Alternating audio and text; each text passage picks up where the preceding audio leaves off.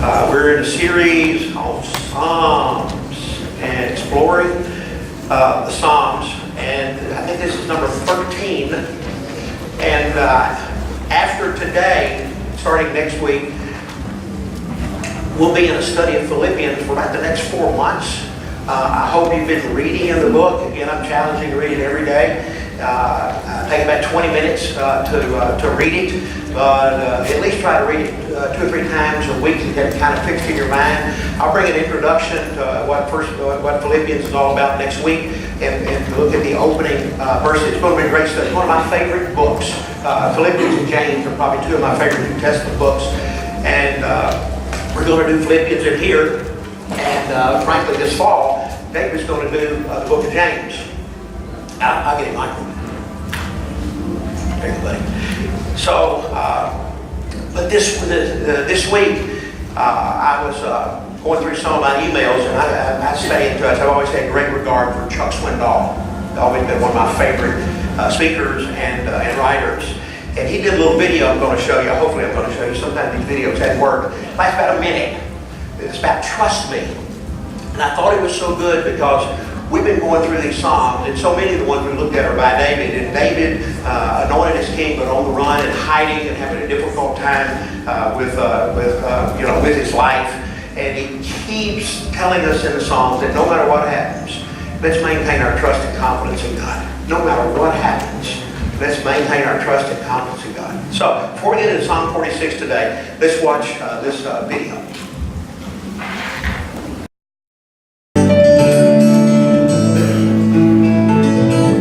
So let me ask you, have you fallen into that trap of thinking that all of life needs to make sense, like right now?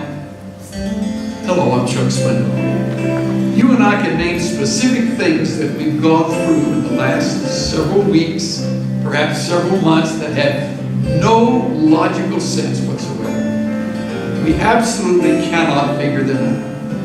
What was God thinking? What's He doing? Let me assure you of this.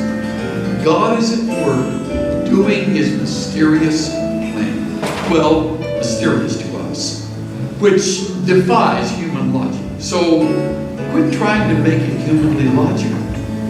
Instead, trust Him. Rest in Him. God knows what He's doing.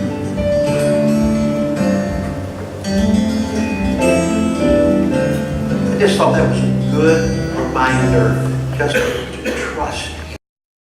46, to the choir master of the sons of Korah. I tend to think the sons of Korah, like last week, probably took the words that were written by somebody else and kind of put them to music, you might say. An interesting thing here says, according to Alamoth. The root of Alamoth is the Hebrew word for young women,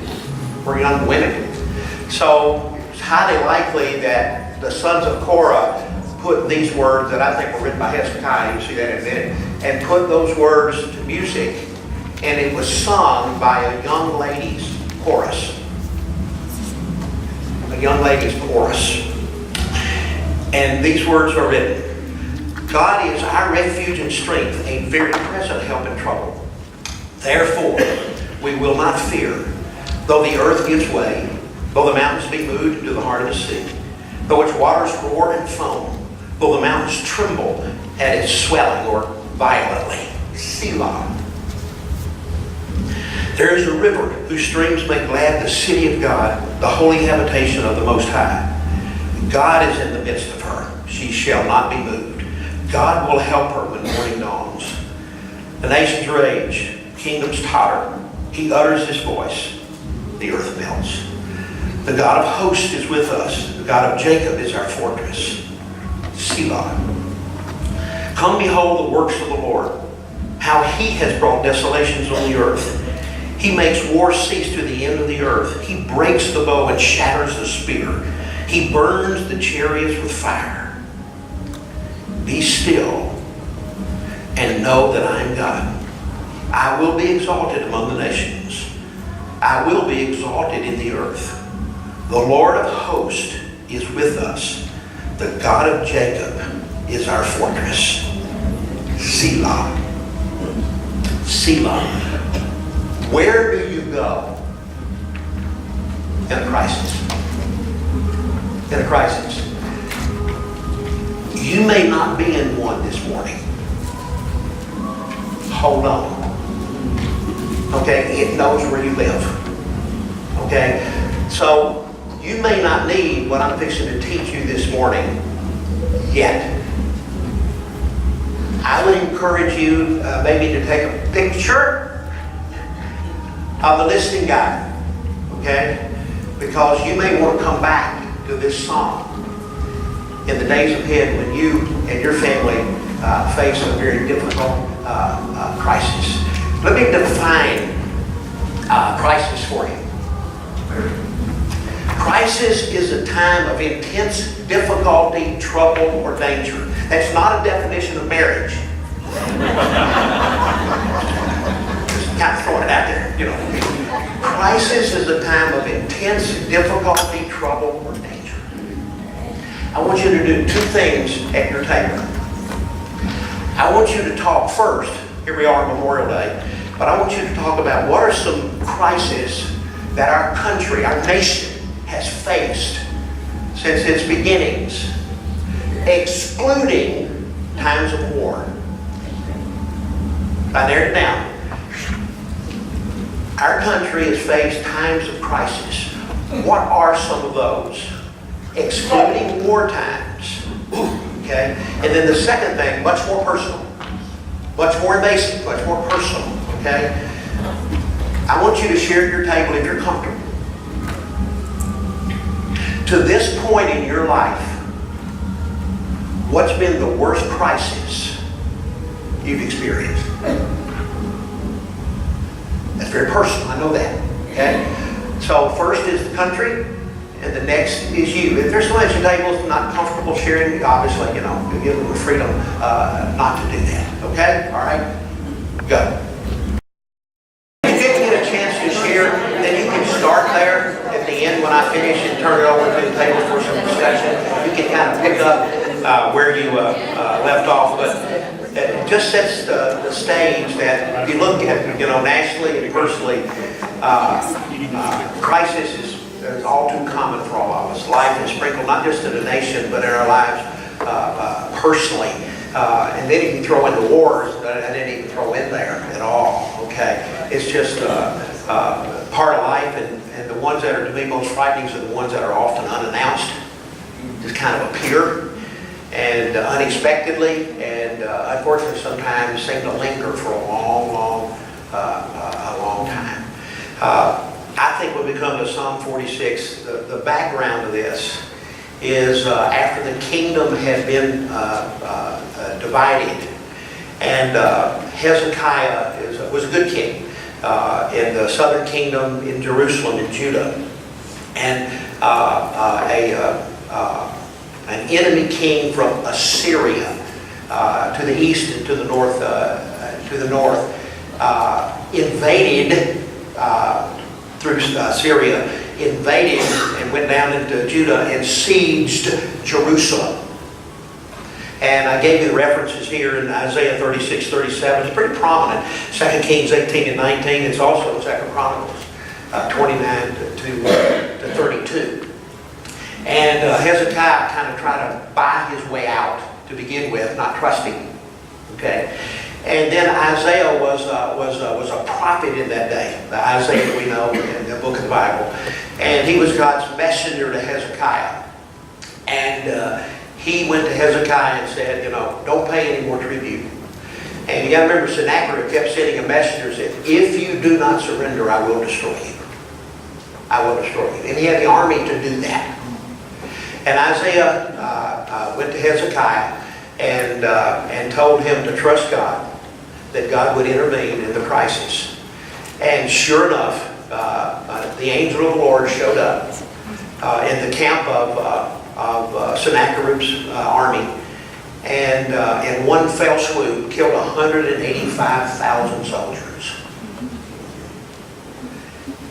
And not surprisingly, Sennacherib packed up and went home. Okay, don't want any more of that. And I think out of thanks and praise and gratitude, Hezekiah is the author of this song. Again, probably put to music by the sons of Korah, and for some reason sung by a number of, as it were, young maidens. But all of that to prove, I want you to look at the next slide.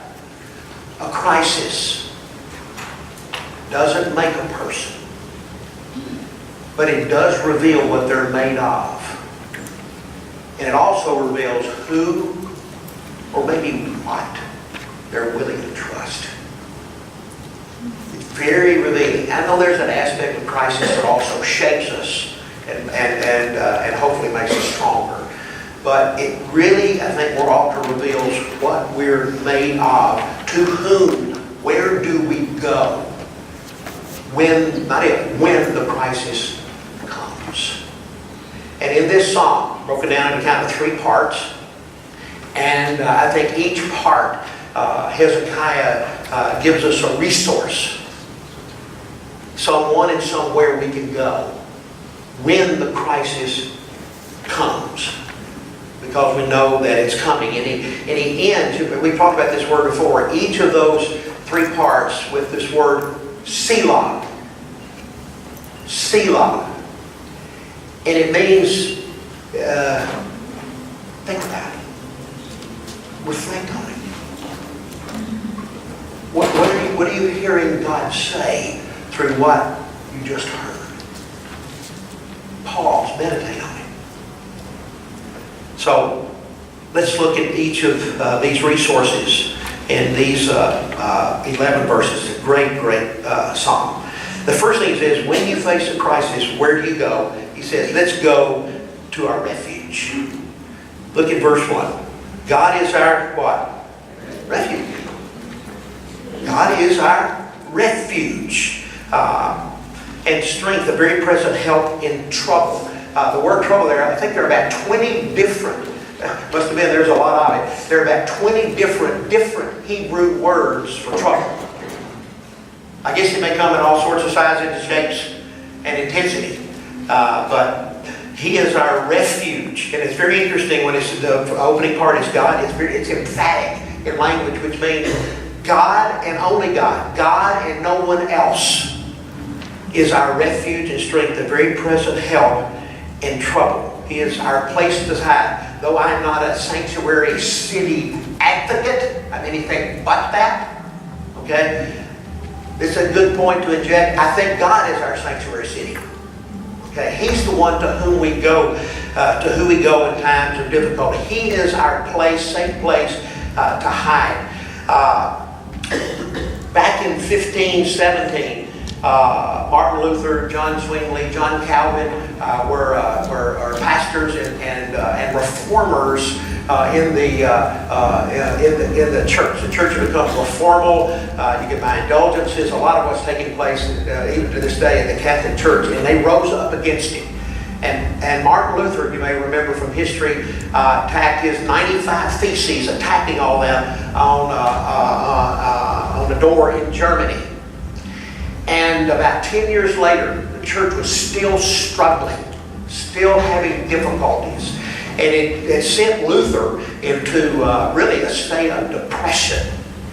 And his smart wife, dressed in black and in mourning clothes, and went into the study where Martin Luther was. And Martin Luther saw her in black and asked, "Who died?"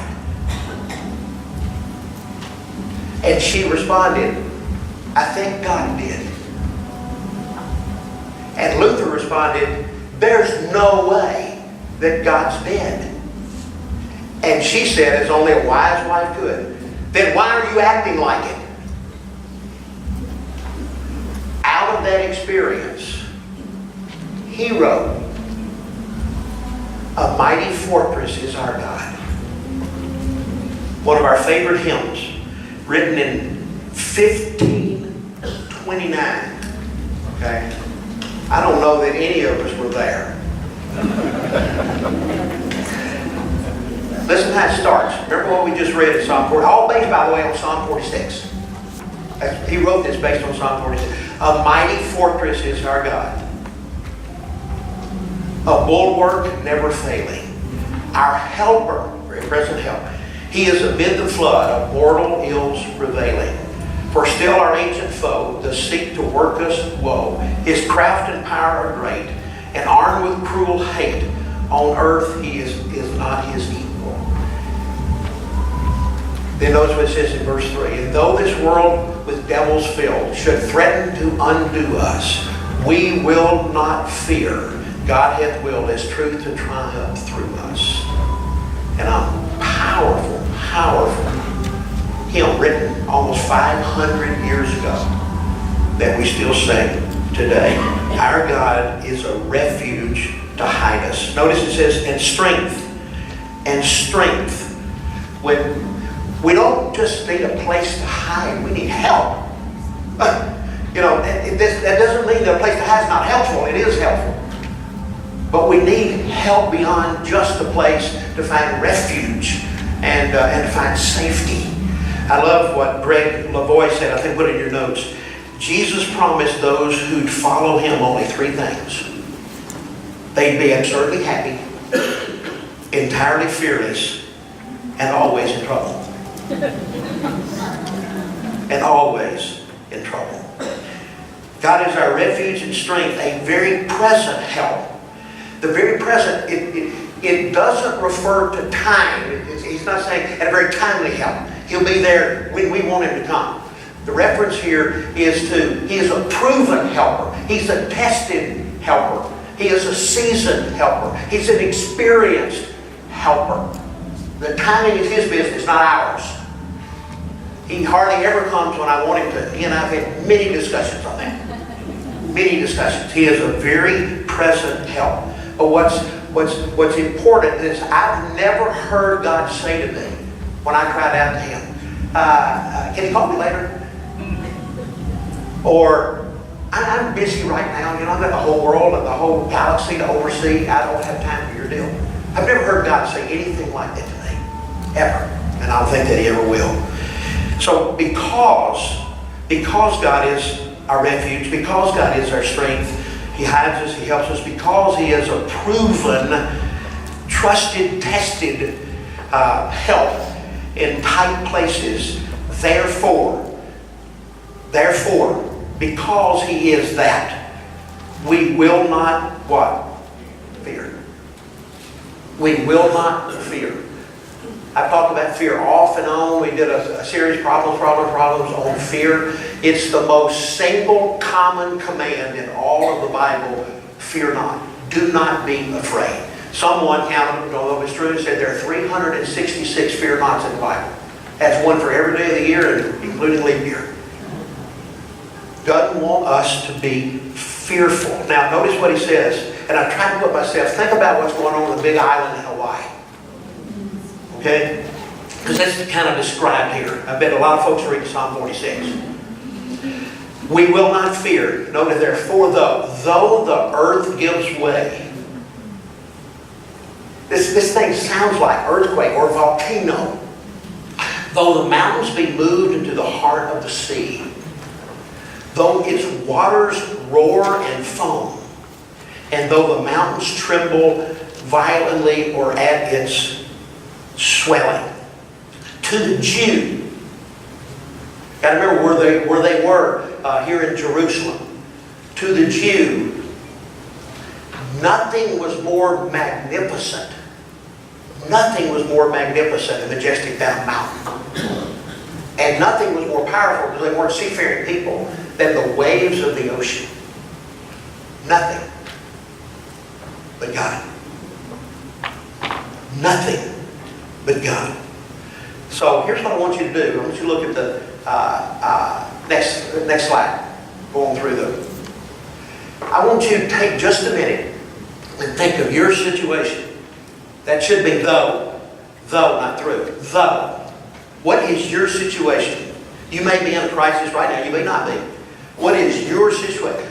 Though I may have health problems. Though I may have marital problems. Though I may have kid or grandkid problems. Though I may have work problems. Though, whatever the case may be, I will not fear. I will not fear. Selah. I want to pause for about 30 seconds. And I want you to put your situation in that light. And say, I will not be afraid. I will not fear.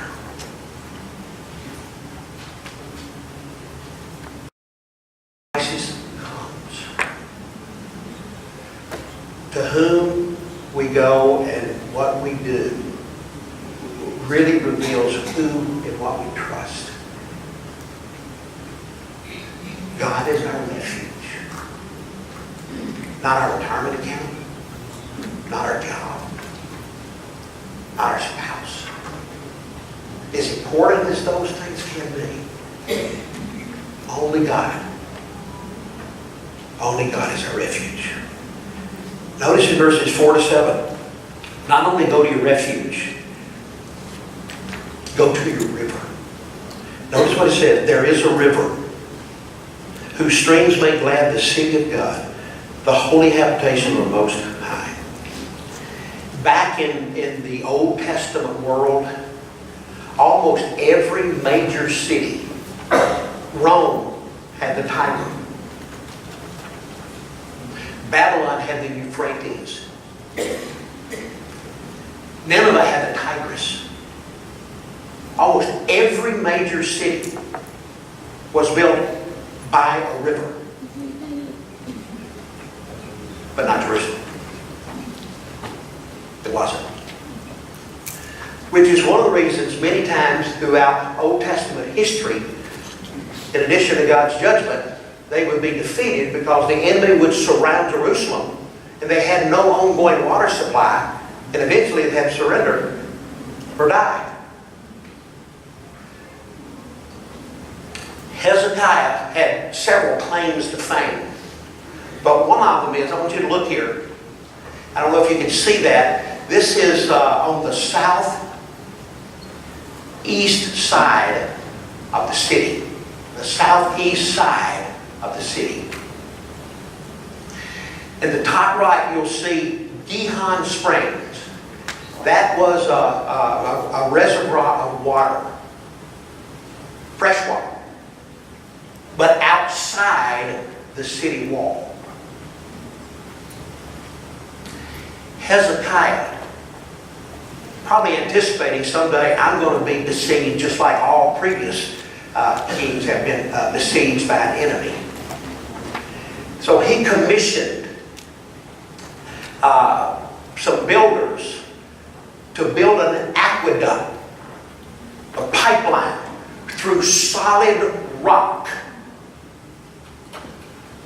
approximately a third of a mile from outside the city in Gihon Springs, and you see that blue squiggly line, down, and notice at the very bottom it comes inside the walls into the pool of Siloam. Remember where the man was healed in the Gospels, at the pool of Siloam? Okay.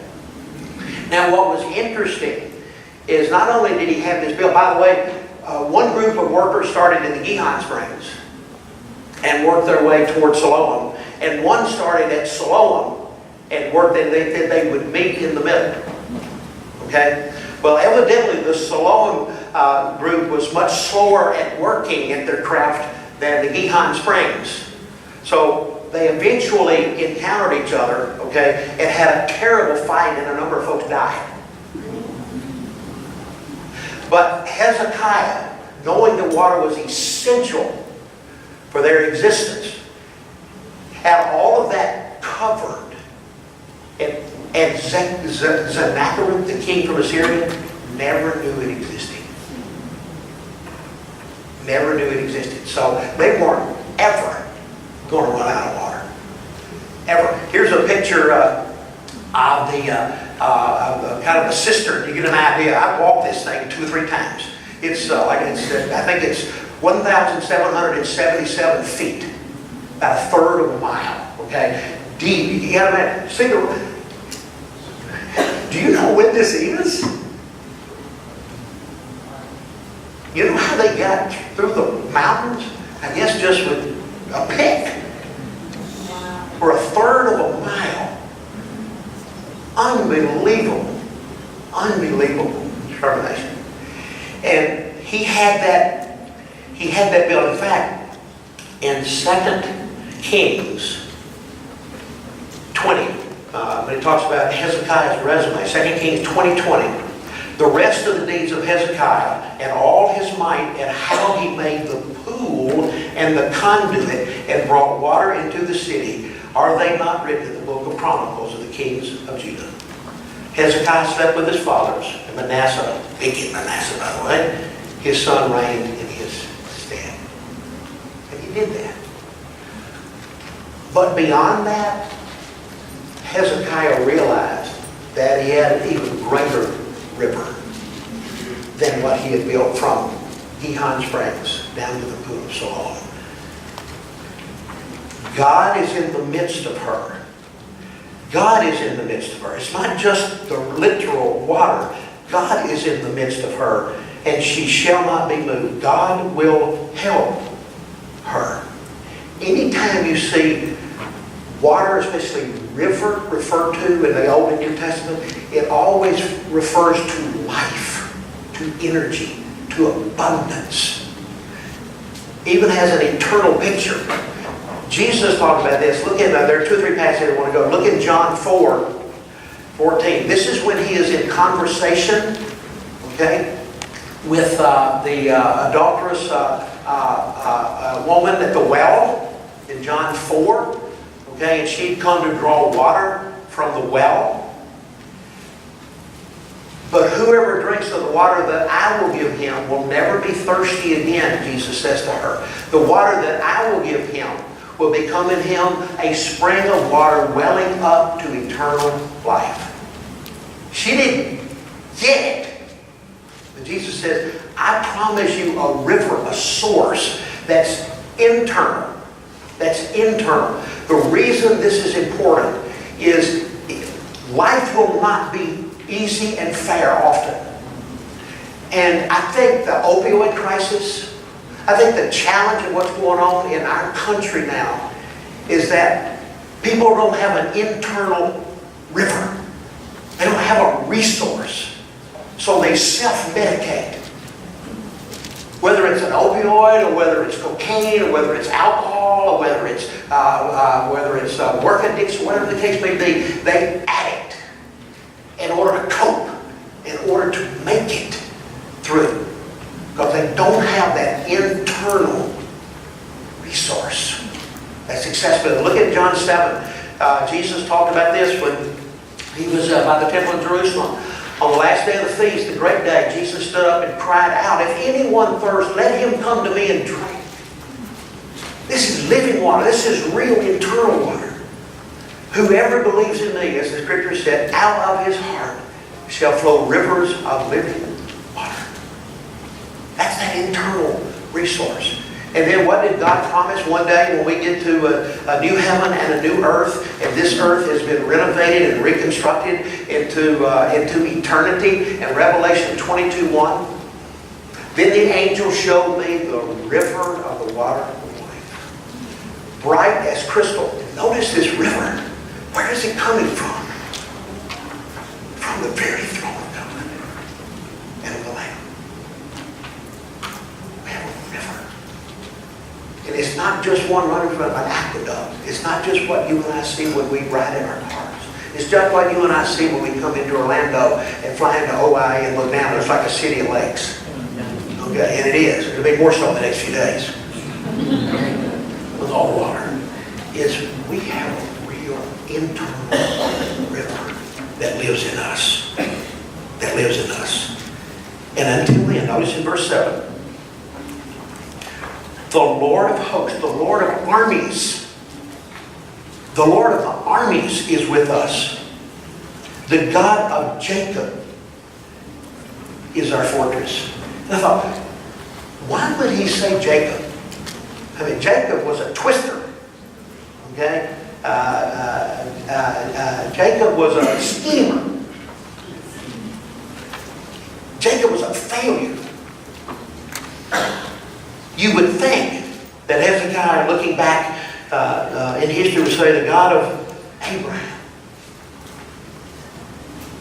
or the God of Joseph. But he picks Jacob a failure. I think there's a lot of hope in that for every one of us. Because most of us are more like Jacob than we are like Abraham and Joseph.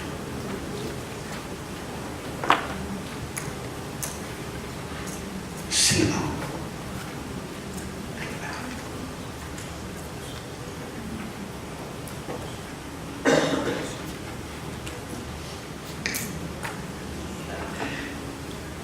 When crisis comes, where do you go? Hezekiah, out of his experience, says, listen, go to God as a refuge. He'll hide you, he'll help you. He's proven to do that. Go to your river, not so much the physical one, the literal one, as the internal resource that God supplies. And then in verses 8 to 11, go to your ruler, go to your sovereign, go to the king. Go to the one with all of might. Notice, come, behold the works of the Lord. I mean, take a look back in your life. And no matter the crisis that you've experienced, as you shared it today, the worst one you've ever experienced so far, and the worst one could still be in front of you. We don't know. But here's what I know, looking at my experience, is that God's got a pretty good resume. God's got a pretty good history of being a refuge in a river. Got a pretty good history. Not always doing what I wanted to do, and not always doing what I wanted to do when I wanted him to do it. And I'm going to tell you, a lot of times when I look back on those experiences, I thank God for not doing what I wanted him to do when I wanted him to do it. Or it really would have been more messy.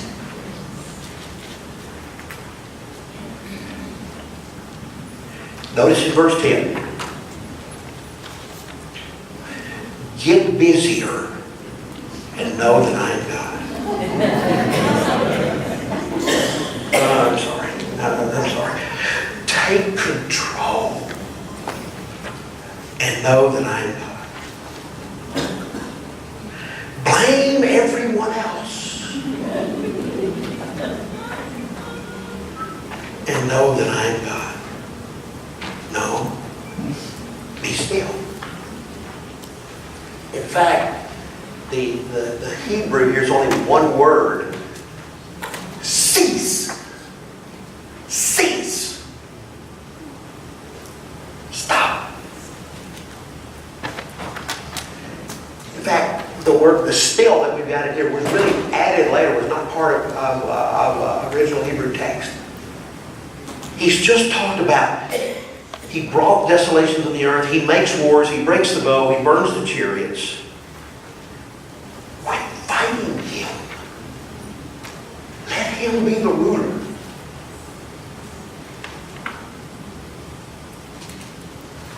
Stop fighting. Go back to 2 Kings. Go back to 2 Kings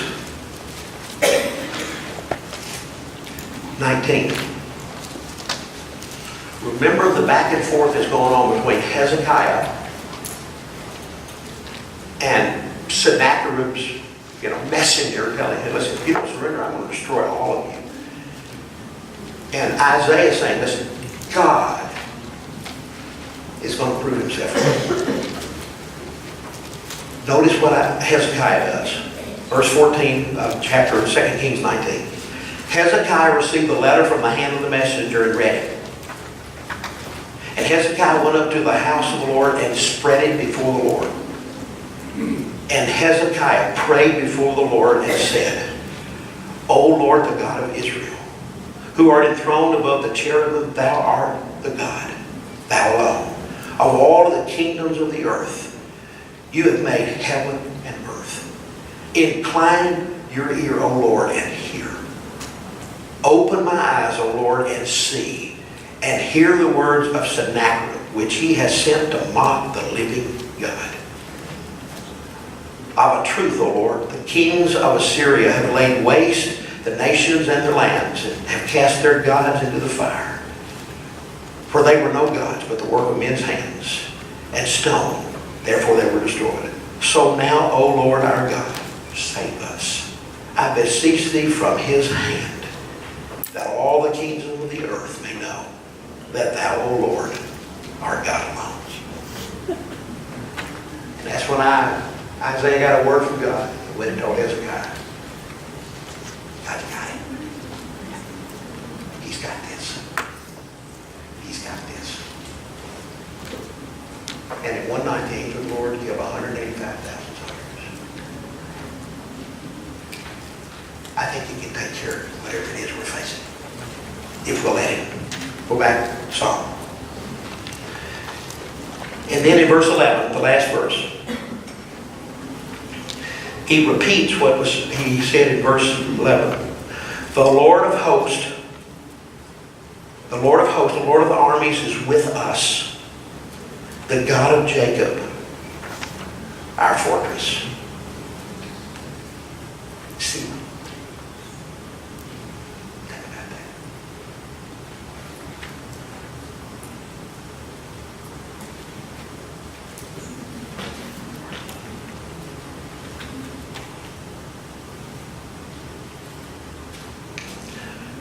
So when crisis comes, and it will, if you're not in it right now,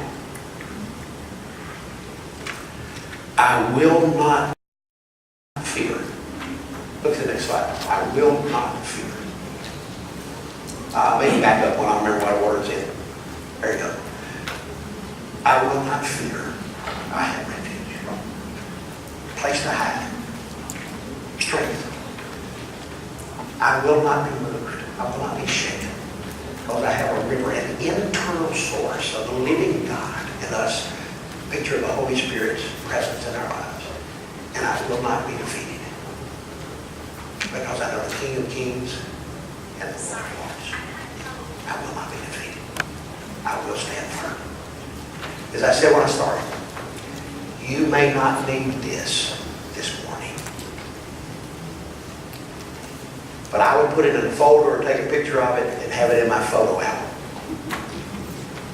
Okay? Because you may need it later. Or, if you're sensitive, it would not surprise me if there's somebody right now you can think of in your family that you work with, a neighbor in your life, that's in the middle of one right now. And you could say, read Psalm 46. Read Psalm 46. Father, thank you for this psalm.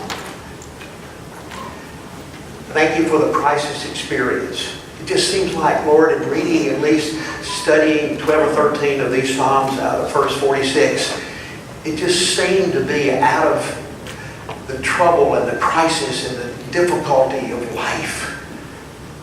The message is always the same. Trust. Trust in you, even when it doesn't make sense.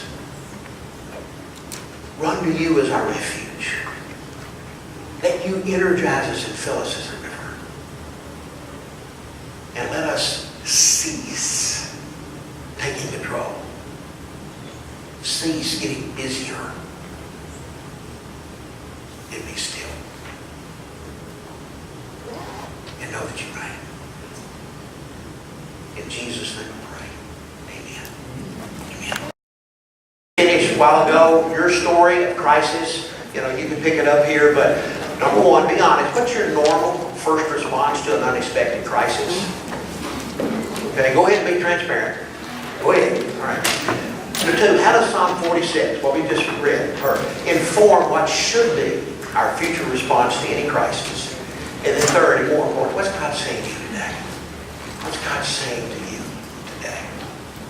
Okay? All right. Have a good discussion.